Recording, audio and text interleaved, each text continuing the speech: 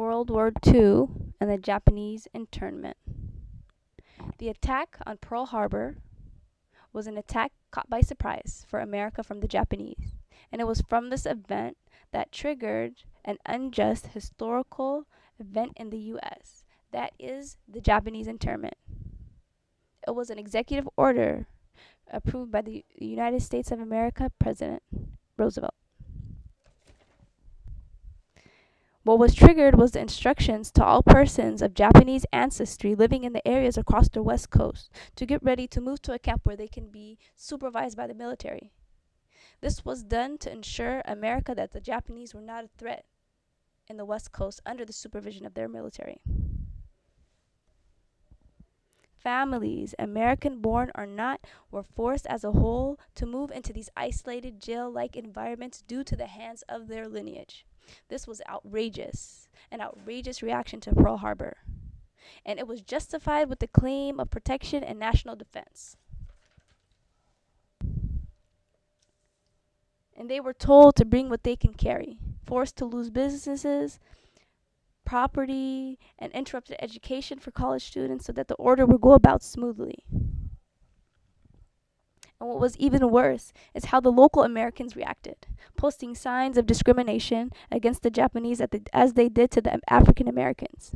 And these expressions would display hate and rejection of the Japanese, American born or not. Specifically children.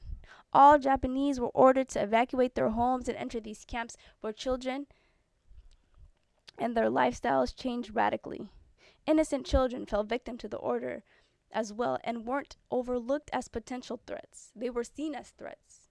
Innocent children. Over half of the 120,000 Japanese people that were interned were children. A sad reality for them and their parents and family that the country that they live in and had so much hope in would react this way and treat them so unjustly.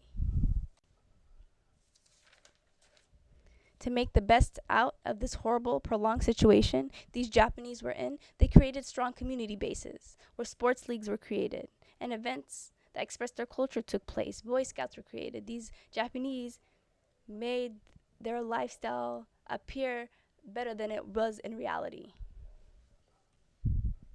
The Japanese showed great character to tolerate this internment and not retaliate or rebel, but accepted the circumstances and created an environment where they and their children could progress potentially.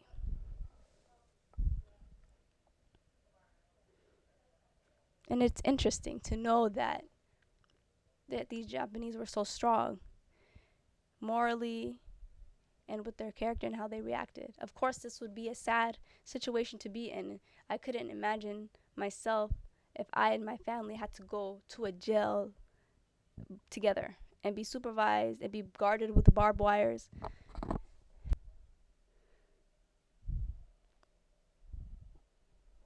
Families forced to go together. Poor health, poor nutrition.